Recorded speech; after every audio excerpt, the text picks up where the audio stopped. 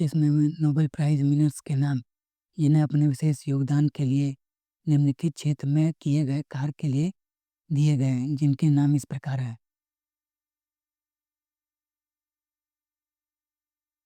Nobel prize in physiology और medicine के क्षेत्र में अमेरिकी वैज्ञानिक मैरी ब्रैंको, फ्रेड रामसडेल और जापान के सिमोन साकागुची को परिधीय संपृक्तता असहिष्णुता पेरिफेरल इम्यूनोटॉलरेंस में उनकी खोज के लिए 2025 का चिकित्सक का नोबेल पुरस्कार दिया गया।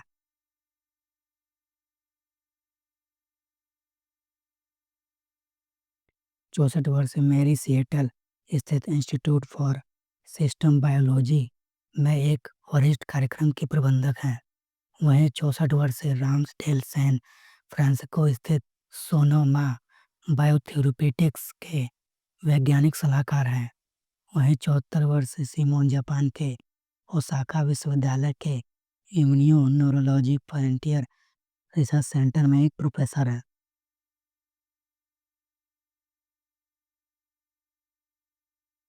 नोबेल प्राइज़ इन फिजिक्स 2025 के क्षेत्र में जॉन क्लार्क और मिशेल डेवोरेट और जॉन मार्टिन्स को दिया गया। Royal Swedish academy for science की तरफ से साल 2025 में भौतिक का नोबेल पुरस्कार क्वांटम मैकेनिक्स पर काम करने वाले 3 अमेरिकी वैज्ञानिकों को दिया गया। वैज्ञानिकों ने इलेक्ट्रॉनिक सर्किट में बड़े पैमाने पर माइक्रोस्कोपिक क्वांटम टनलिंग और ऊर्जा के स्तरों की खोज की।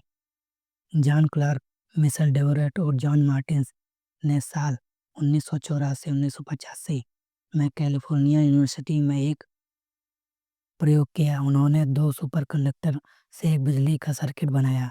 इन दोनों सुपरकंडक्टर के बीच एक पतली परत थी जो बिजली की रोकती थी।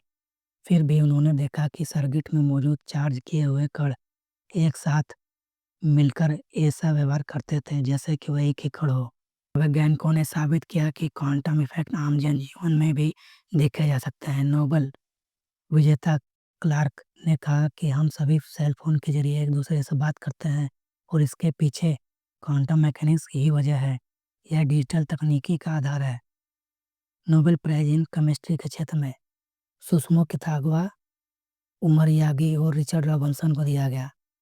सुसुमो कितागवा जापान के क्योटो विश्वविद्यालय में प्रोफेसर हैं। वहीं उमर यागी अमेरिका के कैलिफोर्निया विश्वविद्यालय में प्रोफेसर हैं। वहीं रिचर्ड रॉबिन्सन ऑस्ट्रेलिया के मेलबर्न विश्वविद्यालय में प्रोफेसर हैं। इन्हें आणविक संरचना का एक नया रूप विकसित करने के लिए तीनों वैज्ञानिकों को सुषमा कितागवा, रिचर्ड और उमर यागी को साल 2025 का रसायन विज्ञान नोबेल पुरस्कार दिया गया। तीनों वैज्ञानिकों ने आणविक संरचनाएं बनाने में काम किया है, जिन्हें मेटल ऑर्गेनिक रूप में भी जाना जाता है। नोबेल प्राइज इन लिटरेचर 2025 के क्षेत्र में लासलो क्रास्नहोर को इस साल का साहित्य का नोबेल पुरस्कार प्रदान किया गया। उन्हें यह पुरस्कार उनके सम्मोहक और दूरदर्शी लेखन के लिए चुना गया, जो भय के बीच कला की ताकत बताता है। लासलो का जन्म 5 जनवरी 1954 को हंगरी के दक्षिण पूर्व शहर युगला में हुआ था। उन्होंने सेक्डा और बुडापेस्ट के विश्वविद्यालय में कानून की पढ़ाई करने के बाद अपना ध्यान साहित्य सर्जन में लगाया। इन्हें 2015 का मैन बुकर अंतर्राष्ट्रीय पुरस्कार से सम्मानित किया जा चुका है। प्राइज इन पीस 2025 के क्षेत्र में वेनेजुएला में पिछले 20 साल से तानाशाही के खिलाफ लड़ रही लोकतंत्र समर्थक विपक्षी नेता मारिया कोरिना मचाडो को साल 2025 के नोबेल शांति पुरस्कार के लिए चुना गया। मचाडो अपने देश में सुरक्षा खतरों के चलते अर्जेंटीना में छिपकर रह रही हैं। मचाडो ने यह सम्मान वेनेजुएला के नागरिकों व अमेरिकी राष्ट्रपति डोनाल्ड ट्रंप को समर्पित कर दिया। Nobel prize in economics science in memory of Alfred के क्षेत्र का पुरस्कार जोएल मुकेर, फिलिपिन अगियन और पीटर होविट को दिया गया। जोएल मुकेर का जन्म नीदरलैंड में 1940 को हुआ था। उन्होंने येल यूनिवर्सिटी से अपनी पीएचडी पूरी की और वर्तमान में अमेरिका की नॉर्थ वेस्टर्न यूनिवर्सिटी में प्रोफेसर हैं। वहीं फिलिपिन अगियन फ्रांसीसी मूल के अर्थशास्त्री हैं, जिनका जन्म 1940 में पेरिस में हुआ था। उन्होंने कैम्ब्रिज स्थित हार्वर्ड यूनिवर्सिटी से पीएचडी की और वह London school of economics and politic science UK में प्रोफेसर हैं।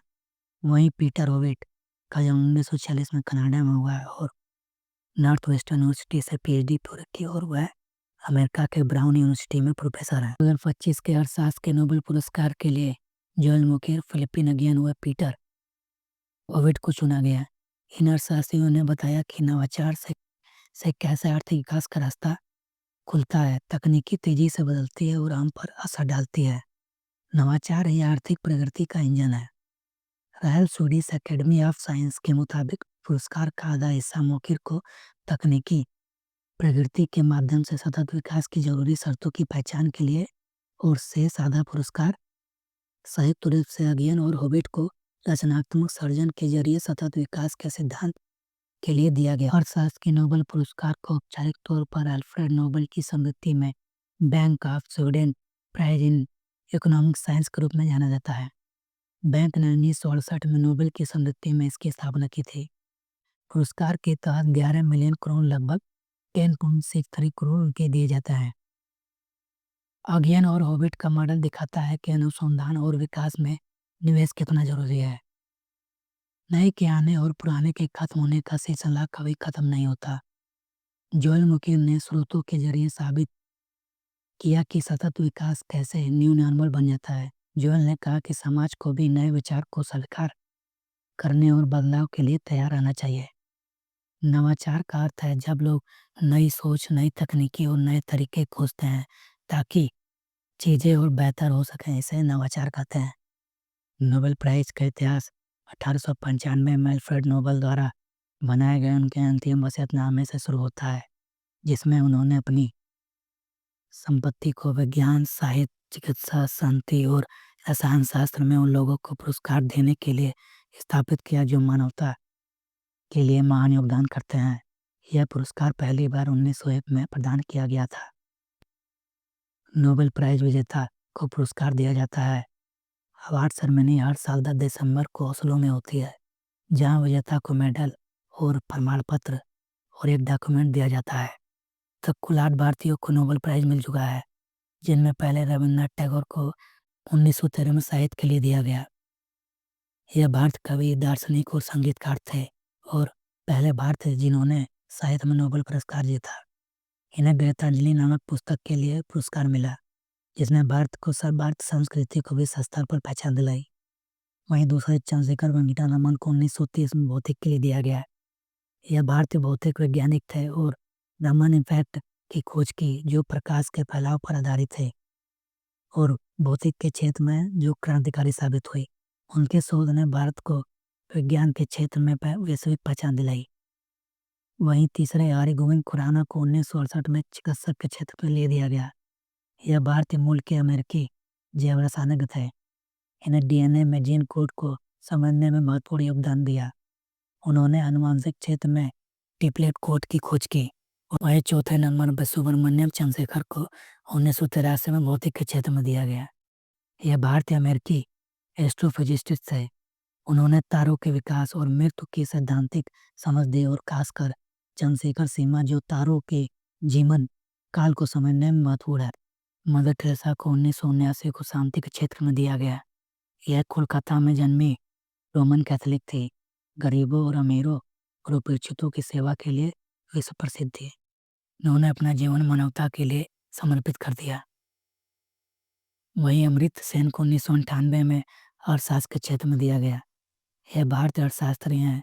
गरीबी और विकास अर्थशास्त्र में उनके शोध के लिए नोबेल पुरस्कार मिला। सेन का कार्य विकास के मानवीय पहलुओं पर केंद्रित है, जैसे भुखमरी और सामाजिक न्याय। गौतम रामकृष्ण को 2009 में रसायन विज्ञान के क्षेत्र में दिया गया। यह भारतीय अमेरिकी आणविक जैव वैज्ञानिक है जो प्रोटीन के 3D संरचना निर्धारण करने वाले कार्य के लिए जाने जाते हैं। उनकी खोज ने जैव प्रौद्योगिकी को आगे बढ़ाया। वहीं कैलाश सत्यार्थी को 2014 में शांति के क्षेत्र में दिया गया। यह बच्चों के अधिकारों व बाल श्रम को समाप्त करने के लिए समर्पित सामाजिक कार्य किया। उन्होंने लाखों बच्चों को शिक्षा और आज़ादी दिलाई। उनका यह कार्य बाल मजदूरी के खिलाफ विश्वव्यापी आंदोलन बना।